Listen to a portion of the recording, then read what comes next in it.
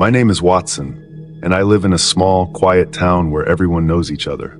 I enjoy hosting dinner parties at my house and bringing friends together for good food and conversation. It was a warm summer evening when I decided to host another dinner party, inviting my closest friends. I had no idea that this night would turn into a mystery that still haunts me. I spent the entire day preparing for the party. The table was set with my best dishes, and the house smelled of roasted chicken and freshly baked bread. The sun was setting, casting a warm glow through the windows as my friends started to arrive. Sarah, Mark, Lisa, and John were all there, along with a new friend, Tom, who had recently moved to town. Tom was a bit of a mystery. He was quiet and reserved, but I thought it would be nice to include him in our group. He seemed happy to be invited, and I hoped he would enjoy the evening with us. We all gathered around the table, laughing and sharing stories as we ate. The dinner went smoothly, with everyone enjoying the food and each other's company. After dessert, we moved to the living room to continue our conversations. Tom was unusually quiet, but I didn't think much of it at the time. Maybe he was just shy, or perhaps he didn't feel comfortable yet. As the evening progressed, Tom's mood seemed to shift. He became tense and irritable, barely speaking and avoiding eye contact. I noticed but didn't want to make him feel uncomfortable by asking in front of everyone. Eventually, he stood up abruptly, muttering something about needing to leave. Before I could say anything, he was out the door, slamming it behind him. We all sat in stunned silence, unsure of what had just happened. After a few moments, we tried to brush it off and continued the evening, though the mood had shifted. The night eventually came to an end, and my friends said their goodbyes, still puzzled by Tom's sudden departure. The next day, I couldn't shake the feeling that something was wrong. I decided to check on Tom, hoping to find out what had upset him. I went to his house, but there was no answer when I knocked. His car was in the driveway, but it seemed as if no one was home. I left, thinking he might just need some space. A few days passed, and I still hadn't heard from Tom. I reached out to my friends, but no one had seen or heard from him either. Concerned, I decided to call the police and report him missing. They took my statement and assured me they would look into it. Weeks turned into months, and there was still no sign of Tom. The police had searched his house, talked to neighbors, and followed every lead, but it was as if he had vanished into thin air. My friends and I were left with more questions than answers. One evening, I found myself going through the events of that night over and over in my mind. What had caused Tom to leave so suddenly? I couldn't help but feel responsible, wondering if I had missed some sign, or if there was something I could have done to prevent it. Determined to find some answers, I started looking into Tom's past. I learned that he had moved to our town after a difficult breakup and was looking for a fresh start. He didn't have many friends, and his family lived far away. The more I learned, the more I realized how little I knew about him. One night, while I was alone in my house, I heard a noise outside. It was a faint rustling, like someone was moving through the bushes. My heart raced as I peered out the window, but I couldn't see anything in the darkness. The noise stopped, and I tried to convince myself it was just an animal. The following nights, the noises continued. Footsteps, whispers, and the feeling of being watched. I couldn't shake the feeling that someone or something was out there. My sleep was disturbed, and I felt on edge all the time. One evening, I found an old journal in Tom's house that the police had overlooked. It was filled with his thoughts and feelings, revealing a troubled mind. He wrote about feeling out of place, not just in our town, but in life. The entries grew darker, filled with paranoia and fear. The last entry was dated the night of the dinner party. It read, "I can't escape it. It's always watching, always waiting. I need to leave before it's too late." Reading those words sent a chill down my spine. What had Tom been so afraid of? I shared the journal with the police, but it didn't provide any concrete answers. They continued their investigation, but the trail had gone cold. As time passed, the memory of that night faded for everyone except me. I couldn't let it go, haunted by the unknown. I often found myself staring out into the darkness, listening for those faint noises, wondering if Tom was out there somewhere, lost and scared. My friends tried to comfort me, but the mystery remained unsolved. Tom was gone, and we might never know what happened to him. The dinner party that had ended happily for the rest of us had left a shadow over my life, a reminder that sometimes the most ordinary moments can turn into the most inexplicable mysteries. In the quiet moments, when I'm alone with my thoughts, I still think of Tom and that fateful night. The unanswered questions linger, a ghost that refuses to be laid to rest. And so, I continue to search for answers, hoping that one day, the mystery will be solved and Tom's story will finally have an ending.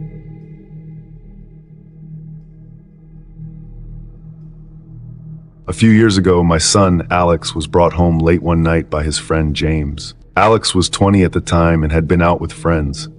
I was already in bed when I heard the front door open. I quickly got up to check what was happening. I saw James struggling to hold Alex up as I reached the living room. Alex was very drunk, barely able to stand on his own. His clothes were disheveled, and his eyes were half closed. James was a tall, muscular young man who seemed to handle Alex's weight easily. "Sorry about this," James said, his voice steady. "Alex had a bit too much to drink." I nodded, my concern for my son overshadowing any frustration I might have felt. "Let's get him to his room," I said, moving to help. Together, we managed to get Alex up the stairs and into his bed. He mumbled incoherently, his head lolling to the side. I pulled off his shoes and tucked him in, hoping he would sleep it off and feel better in the morning. James watched for a moment before turning to leave. "Thanks for bringing him home," I said, feeling more relieved now that Alex was safe. "No problem," James replied with a small smile. "I'll check on him tomorrow." With that, James left, and I went back to my room, hoping for some sleep. The next day, Alex was groggy but otherwise fine. He didn't remember much from the previous night, just that he had been out with friends and had too much to drink. Life went on as usual, and I didn't think much more about that night. A year later, everything changed. One evening, I was watching the news when a breaking story caught my attention. The reporter was standing in front of a hotel, describing a horrific crime that had taken place. My heart sank as I listened. "A young man was found dead in his hotel room earlier today," the reporter said. "The victim, whose name has not been released, was reportedly checked into the hotel by a friend the previous night. Police are now searching for the friend, who is considered a suspect." I felt a chill run down my spine. Something about the story seemed disturbingly familiar. I watched, horrified, as the reporter continued. "According to witnesses, the suspect was seen leaving the hotel early this morning. The police have released this sketch of the suspect. The screen showed a drawing of a man who looked eerily like James. My heart pounded in my chest as I tried to process what I was seeing. Could it be him? The thought was almost too much to bear. I immediately called Alex. He answered on the third ring, his voice sleepy. "Alex, turn on the news," I said urgently.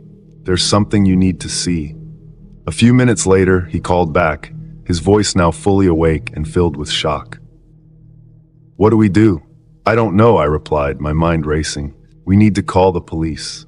We did just that, and soon, detectives were at our house asking questions about James. Alex told them everything he knew about the night James brought him home drunk and how they had been friends for years.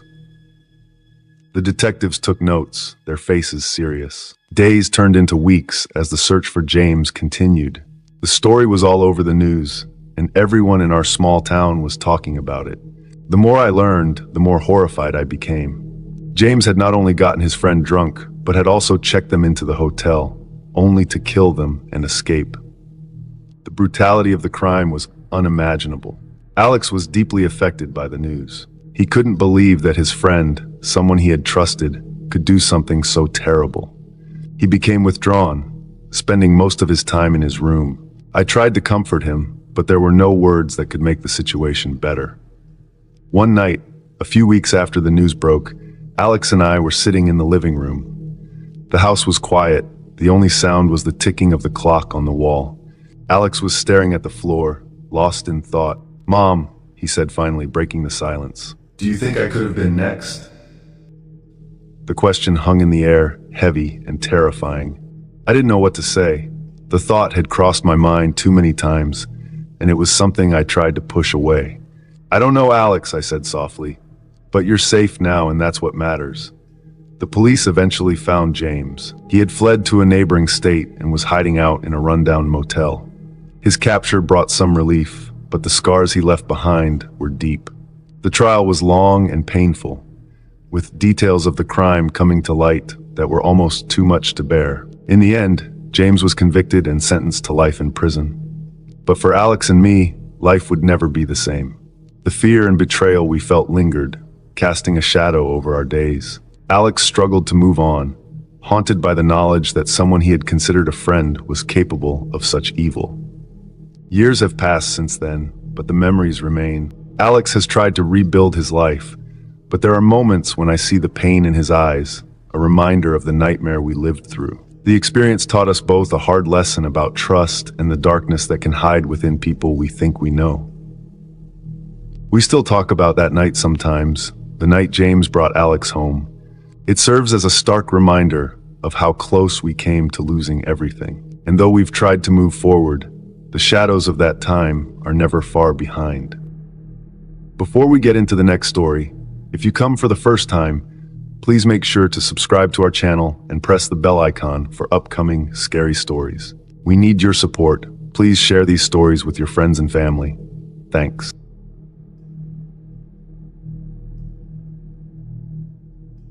Last September, my friends and I decided to go for a night drive. We were bored and wanted an adventure. It was a cold, clear night, and the moonlight made the empty roads look mysterious. There were 4 of us in the car, me, Alex, Sam, and Jenny. We drove aimlessly, laughing and playing music, but soon the conversation turned to ghost stories. Someone mentioned an old abandoned house at the edge of town. "We should go there," Sam suggested with a grin. The idea was thrilling and scary at the same time. We all agreed, and Alex, who was driving, turned the car in the direction of the house. The roads became narrower and bumpier as we got closer. Tall trees lined the path, their branches looking like twisted fingers in the moonlight. Finally, we saw it, the old abandoned house. It stood at the end of a long gravel driveway, surrounded by overgrown bushes and tall grass. The house was large, with broken windows and a sagging roof. It looked like it had been empty for years. The car's headlights cast eerie shadows on the walls, making the house look even scarier. We parked the car a little way down the road, not wanting to draw attention to ourselves. As we walked towards the house, the air felt colder, and I could hear the sound of our footsteps crunching on the gravel. My heart was beating fast, and I could tell my friends were nervous too. We reached the front door, which was hanging off its hinges. Alex pushed it open with a creak, and we stepped inside. The air inside was musty and stale. The moonlight filtered through the broken windows, casting long shadows on the dusty floor. The house was silent, except for the occasional creak of the old wooden floorboards. We split up to explore. Jenny and I went upstairs while Alex and Sam stayed on the ground floor. The stairs groaned under our weight as we climbed. Each step echoed through the empty house. Upstairs, we found old furniture covered in white sheets, broken picture frames, and cobwebs in every corner. It felt like the house was holding its breath, waiting for something to happen. Jenny and I moved from room to room, our flashlights cutting through the darkness. In one of the rooms, I found an old diary on a dusty table. I picked it up and opened it, but the pages were too faded to read. Suddenly, we heard a loud crash from downstairs. My heart jumped into my throat. "Alex, Sam," Jenny called out, but there was no answer. We hurried back down the stairs. The living room was empty, but the front door was now closed. We hadn't heard it shut. A sense of dread washed over me. Something wasn't right. "Let's find them and get out of here," I said, my voice shaking. We moved through the house, checking each room. The kitchen was empty, and so was the dining room. As we entered the last room, a small storage space at the back of the house, we found Alex and Sam. They were standing still, staring at something on the floor. I followed their gaze and saw what they were looking at, a trapdoor.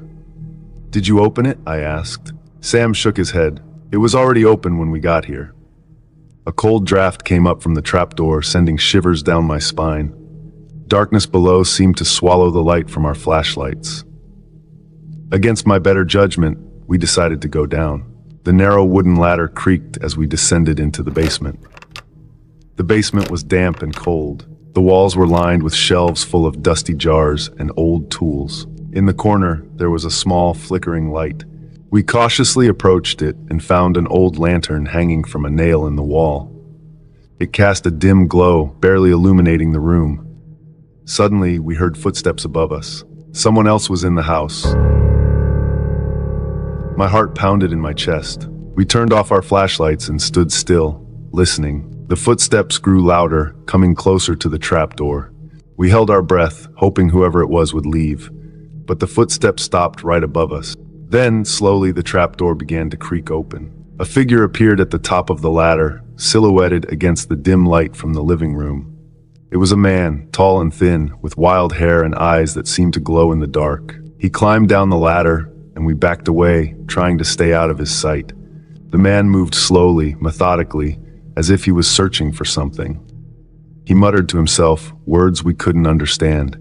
I could feel my friends trembling beside me. We needed to get out of there, but the only way was past the man. Suddenly, the man stopped and turned his head, looking directly at us. His eyes locked onto mine and a cold smile spread across his face. He started walking towards us and panic set in. We bolted for the ladder, scrambling up as fast as we could. Alex went first, followed by Jenny, then me, and finally Sam. As we reached the top, the man grabbed Sam's ankle, pulling him back down.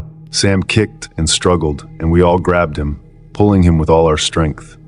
Sam managed to break free, and we slammed the trapdoor shut, locking it with a rusty bolt. We didn't stop to catch our breath. We ran out of the house, through the front door, and back to the car. We jumped in, and Alex started the engine. The tires screeched as we sped away, not looking back. As we drove away, the house disappeared into the darkness behind us. We didn't speak, too shaken by what had just happened. The thrill of the night drive had turned into a nightmare. We had found our adventure, but it was one we would never want to repeat. From that night on, we never spoke of the abandoned house again. The memory of the man and his eerie smile haunted me for weeks. Even now, when I drive past the edge of town, I feel a chill and speed up, not wanting to be reminded of that terrifying night.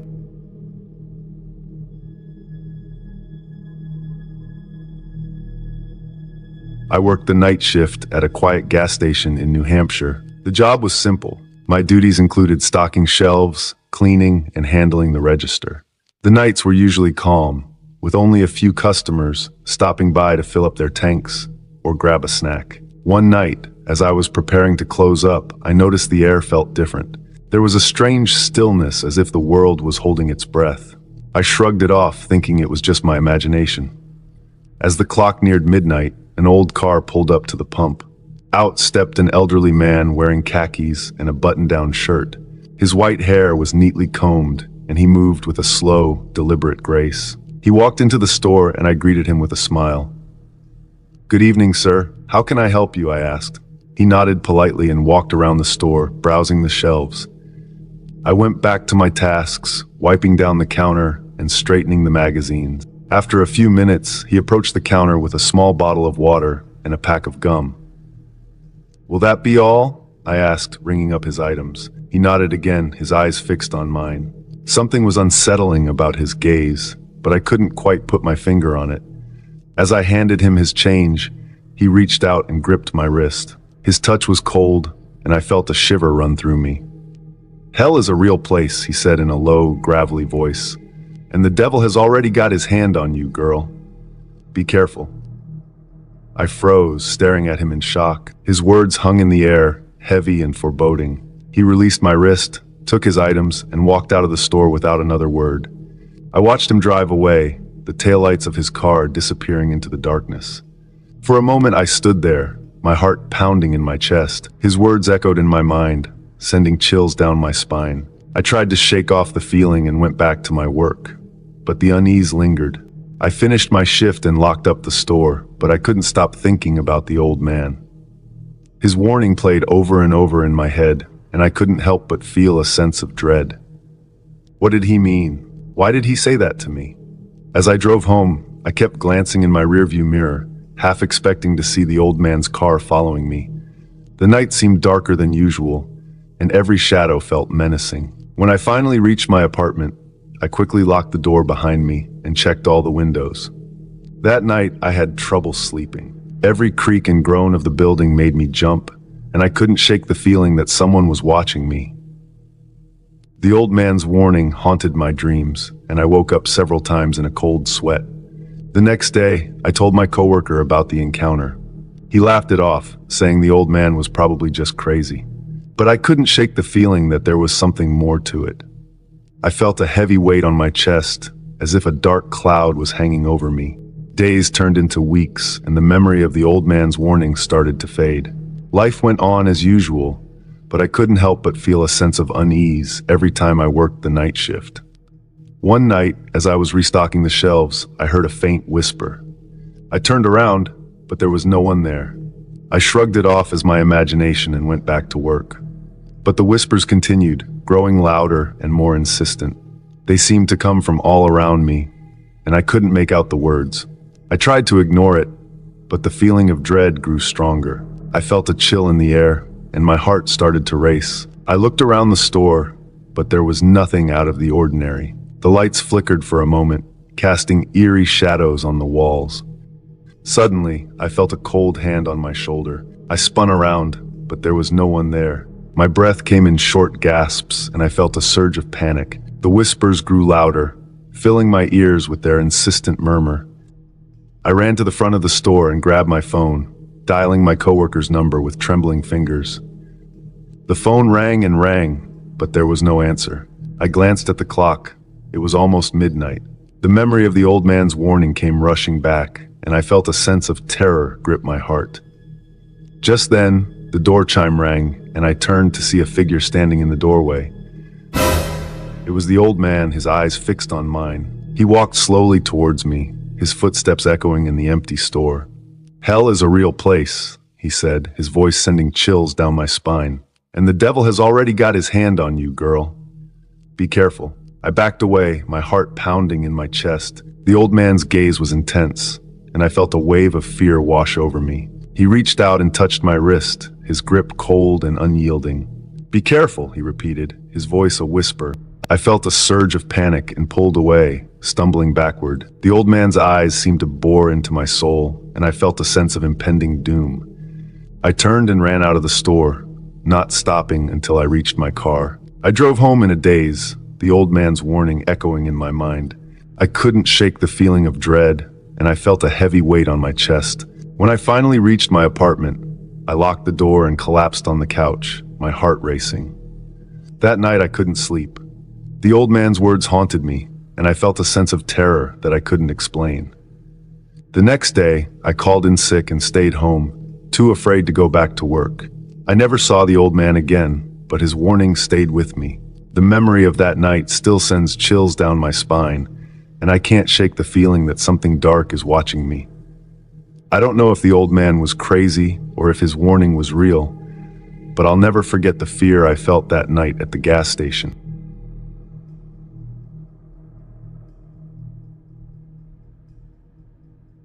My name is John, and I enjoy taking my family on little adventures. We live in the city, so sometimes we like to escape to the countryside. One summer, I rented an old farmhouse on Airbnb. It looked perfect, big yard, old charm, and even a pool. It was a great spot to relax and unwind for a weekend. We arrived on a sunny Friday afternoon. My wife, Julian, and our two kids, Liam and Zoe, were excited. The farmhouse stood at the end of a long gravel road, surrounded by trees. It had a wide porch with creaky wooden steps, and the inside was full of antique furniture and old pictures. It felt like stepping back in time. After unpacking, we decided to spend the evening by the pool. The kids splashed around while Julian and I sat on the edge, dipping our feet in the cool water. The air was fresh, and the only sounds were the kids' laughter and the gentle rustling of leaves. As night fell, we set up some lights around the pool and had dinner outside. The stars were bright, and everything seemed perfect. But then I heard it, a crunching sound like someone walking on dry leaves. I looked around, but it was dark beyond the reach of our lights. Julian noticed my concern. "Did you hear that?" I asked. "I'm sure it's just an animal," she replied, trying to sound calm. But the sounds continued, and they seemed to be getting closer. I told the kids to get out of the pool and go inside. We gathered our things quickly, and I locked the door behind us. Inside, the house felt safe, but I couldn't shake off the feeling that something was wrong. I checked all the windows and doors, making sure they were locked. Julian and I put the kids to bed, and I kept a flashlight and my phone nearby. Hours passed, and the house was quiet. Just as I started to relax, there was a loud knock at the door. My heart jumped. I grabbed the flashlight and looked through the peephole. A man stood outside, wearing a police uniform. "Open up, it's the police," he called out. I hesitated. Why would the police be here at this hour? I decided to call out through the door. "Why are you here?" I asked. "There's been a report of suspicious activity. Please open the door," he replied. Something didn't feel right. His voice was calm, but there was an edge to it. I decided to call the local police station to verify. As I dialed, the man outside knocked again, harder this time. "Open the door now," he shouted. The dispatcher at the police station answered, and I quickly explained the situation. They said they hadn't sent anyone to our location and advised me to stay inside and lock everything. They were sending real officers to our address. Fear gripped me. I told Julian to take the kids and hide in one of the bedrooms. I could hear the man outside trying the door handle. I went to the living room and turned off all the lights, peeking through the curtains. More figures were moving around outside. Minutes felt like hours as we waited. The knocking continued, and the man claimed to be the police, demanding we open the door. I knew he wasn't telling the truth. My phone buzzed. The real police were almost there. Suddenly, the fake officer started banging on the windows, trying to find a way in. I held my breath, hoping they wouldn't break the glass. Finally, I saw the flashing lights of a police car coming down the long driveway.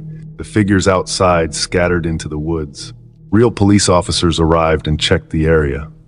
They found no sign of the imposters. They assured us we were safe, but suggested we find another place to stay for the night. They said it wasn't common, but sometimes people posed as officers to gain entry to homes. Their intentions were unknown, but it was clear they meant no good. We packed our bags and left the farmhouse, heading to a nearby hotel. The kids were scared but safe. Julian and I were shaken but relieved. As we drove away, I couldn't stop thinking about what could have happened if we had opened the door. It was a frightening experience that reminded me to always trust my instincts and verify before letting anyone in. We never found out who the fake police were or what they wanted, but we were thankful for the real officers who arrived just in time. That night changed the way I think about safety, and I'm more cautious now, especially when renting places in unfamiliar areas. Our little adventure turned into a night of terror, but we were lucky to come out of it unharmed. It was a lesson learned, and from then on, I made sure to always double-check everything and stay alert, no matter how safe a place seemed.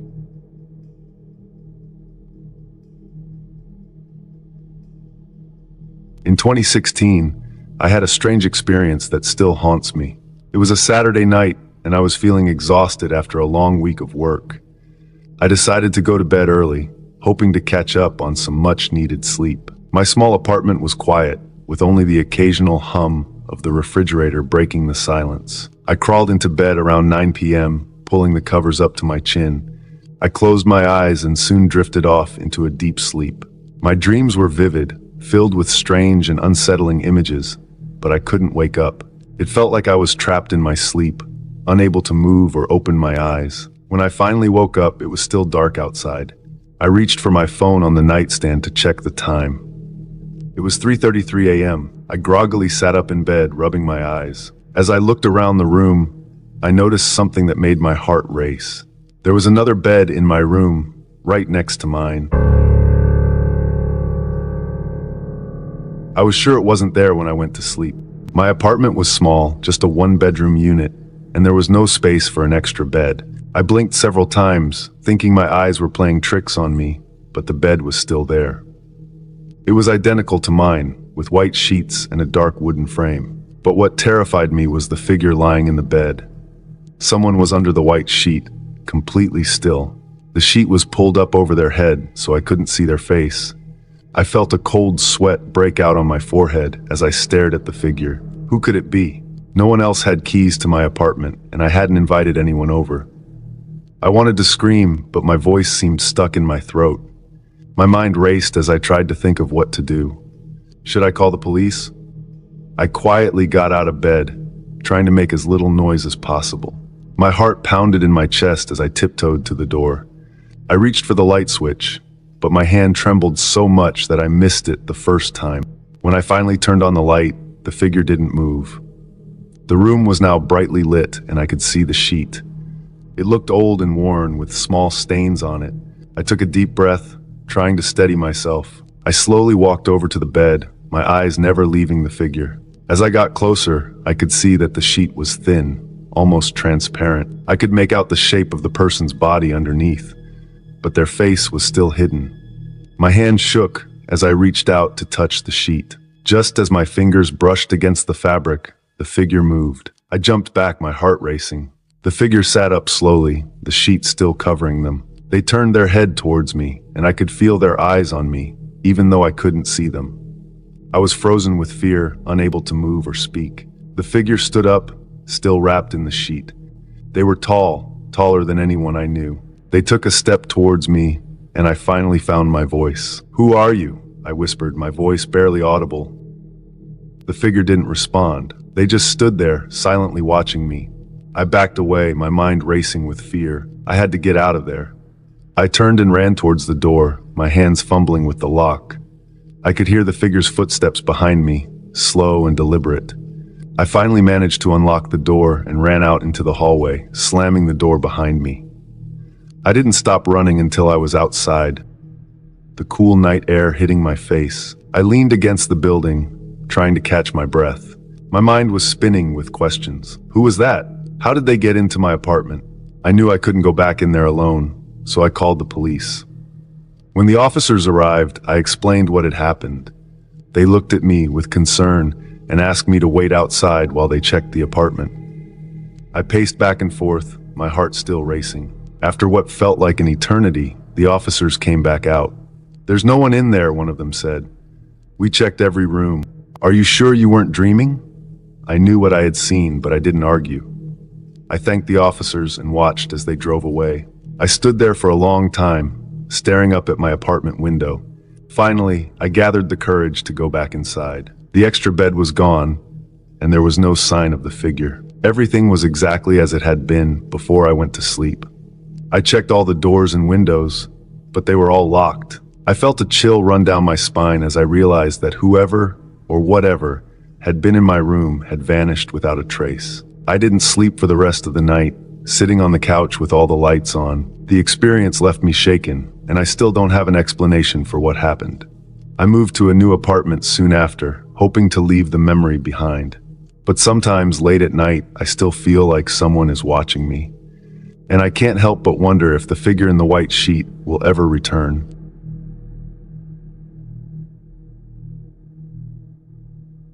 I was working the graveyard shift at the gas station. The night was quiet, and I was halfway through my shift. The store was empty, except for the hum of the refrigerators and the soft buzz of the overhead lights. I was stocking some shelves when I heard the chime of the door. A woman entered, holding a young boy's hand. They both looked scared. The woman's clothes were torn, and her face was streaked with tears. The boy clung to her side, his eyes wide with fear. She approached the counter, her voice shaky. "Can I use your phone?" I nodded and handed her the store phone. As she dialed, I noticed her hands trembling. The boy stayed close to her, looking around nervously. I couldn't imagine what they had been through. The woman spoke softly into the phone, her words rushed and urgent. I tried not to eavesdrop, but couldn't help catching fragments of her conversation. She was trying to reach someone for help. After the call, she asked if they could stay in the store for a while. I could see she was desperate. "Of course," I said. "You can stay as long as you need." I offered them some free drinks and snacks. The woman's face softened a bit, and she thanked me. They sat in a corner, the boy munching on a candy bar while the woman sipped a bottle of water. I kept an eye on them, making sure they felt safe. The night dragged on, and the unease in my stomach grew. I didn't know what had happened to them, but it was clear they were running from something or someone. An hour passed. The door chimed again, this time more aggressively. A man stormed in, his face twisted with anger. "There you are!" he shouted, making a beeline for the woman and the boy. The woman shrank back, pulling the boy closer. "Sir, you need to leave," I said, trying to keep my voice steady. I stepped between him and the woman. "Get out of my way!" he roared. "She's coming with me." He tried to push past me, but I held my ground. The woman was crying now, clutching her son protectively. "Sir, I'm calling the police," I warned. My heart pounded in my chest as I reached for the phone. The man's eyes flashed with rage, and he lunged at me, knocking the phone out of my hand. It clattered to the floor, but I managed to grab it and dial 911. "Help! We need police at the gas station on Elm Street," I shouted into the phone. The dispatcher assured me that help was on the way, but it felt like an eternity before I heard the sirens. The man continued to shout, trying to drag the woman out of the store. I stood in his way, hoping to buy time. The boy was crying now, his face buried in his mother's side. Finally, the police arrived. 2 officers burst through the door, guns drawn. "Step away from them," one officer commanded. The man hesitated, then raised his hands, his face still contorted with anger. The officers moved quickly, handcuffing him and escorting him out to the squad car. The woman collapsed onto a chair, sobbing with relief. The boy held on to her, still frightened but visibly relieved that the man was gone. One of the officers stayed behind to talk to the woman. She explained that the man was her boyfriend and had been abusive. She had finally managed to escape with her son, seeking refuge in the gas station. The officer assured her that she was safe now and that they would help her find a place to stay. I felt a wave of relief wash over me. The situation had been terrifying, but I was glad I could help. The woman thanked me repeatedly, tears of gratitude in her eyes. I told her it was no problem, just glad she and her son were safe. The police took the man away, and the officer stayed with the woman until a social worker arrived. They arranged for her and her son to stay at a safe house for the night.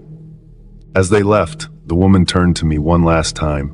"Thank you," she said, her voice filled with emotion. I nodded, watching as they walked out into the night, finally safe from harm. The store was quiet again. The only sound was the hum of the refrigerators and the buzz of the lights. But the night felt different now. I had faced something terrifying and helped someone in need. The graveyard shift had never felt so important. As the hours passed and the morning light began to filter through the windows, I couldn't stop thinking about the woman and her son. I hoped they would find peace and safety in their new life. And I hoped that in some small way I had made a difference. The memory of that night stayed with me, a reminder of the strength it takes to stand up to fear and the power of kindness in the face of darkness.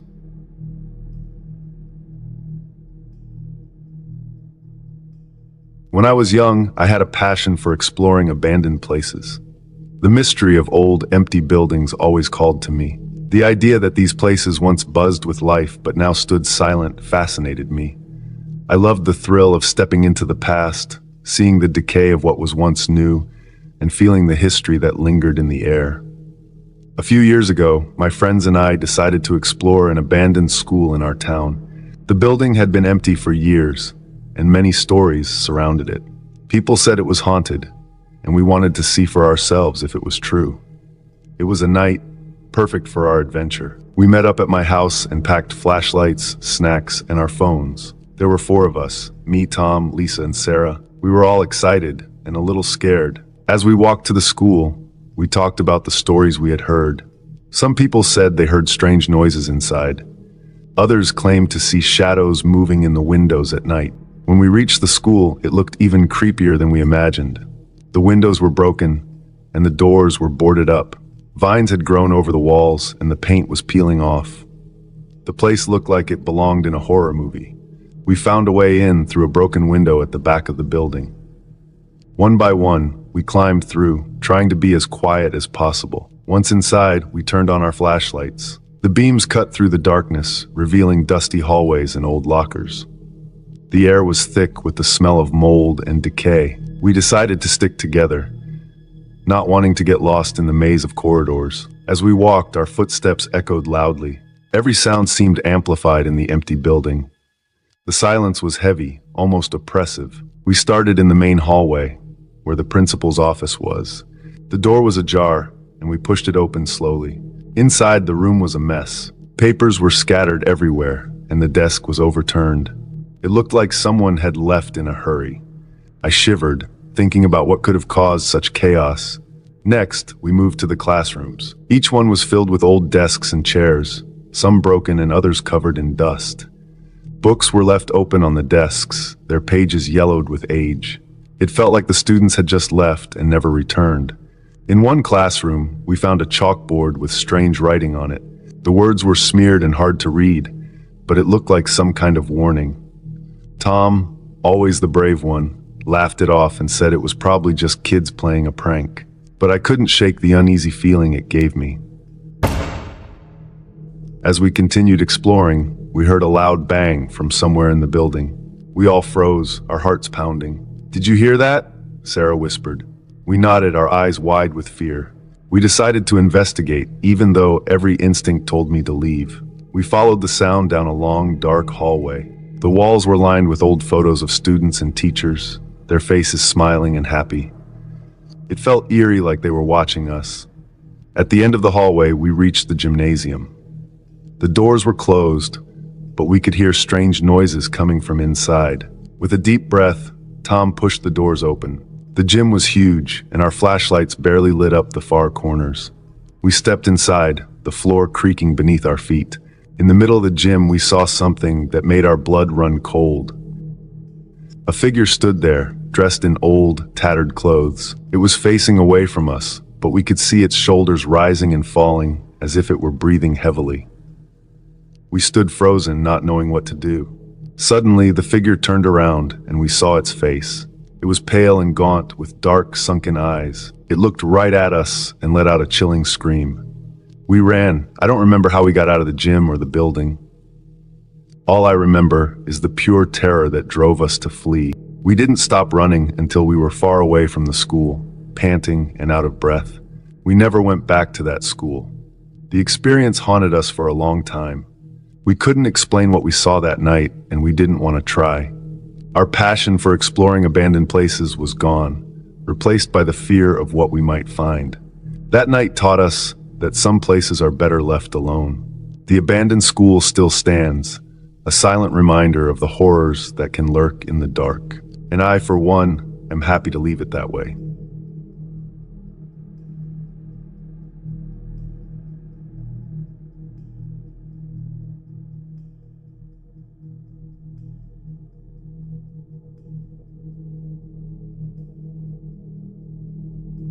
In addition, YouTube's algorithm prioritizes videos with many likes and subscriptions.